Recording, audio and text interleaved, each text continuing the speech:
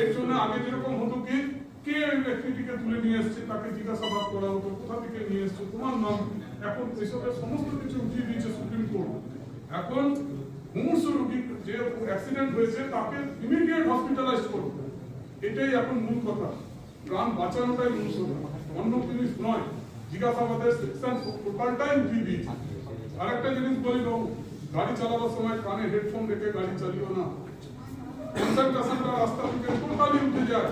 পিছন থেকে কোনো গাড়ি যদি হর্ন মারে তোমরা শুনতে পাবে না, রাস্তা বিচ্ছুত দিতে দেবে না। পিছনের গাড়ি ধরো অ্যাম্বুলেন্স আছে, অ্যাম্বুলেন্স হর্ন মেরে যাচ্ছে, তুমি শুনতে পাচ্ছ না, অথচ ওই অ্যাম্বুলেন্সটা তোমাকে করতে যাওয়ার প্রয়োজন আছে, কেন ওর ভিতরে একজন রুগী শুয়ে আছে, তাকে ইমিডিয়েট হসপিটালাইজ করতে হবে। হেডফোন হচ্ছে এতটাই বাজে জিনিস। তুমি আনন্দে আছো, তুমি তোমার পরিজনের সাথে কথা বলতে বলতে গাড়ি চালাচ্ছ, কিন্তু পিছনে যে জিনিসটা আসছে সেটা তুমি ফলো করছো না। এই জন্য বলি হেডফোন লাগাবে না। হেডফোনের সেকশন খুব বাজে, লাইসেন্স সাসপেন্ড হয়ে যায়। পুলিশ যদি ধরে আর এর উপরে যদি প্রসিকিউশন করে তাহলে কিন্তু লাইসেন্স সাসপেন্ড 3 মাসের জন্য। জুডিশিয়াল ইয়েতে আবার এরকমও অপশন আছে যে লাইসেন্সটা হয়তো ডি লাইসেন্সে পাঠিয়ে দিন, লাইসেন্স হয়তো পাবেই না। এরপরে বলি কিছু নতুন নতুন জিনিস রাজ্য সরকার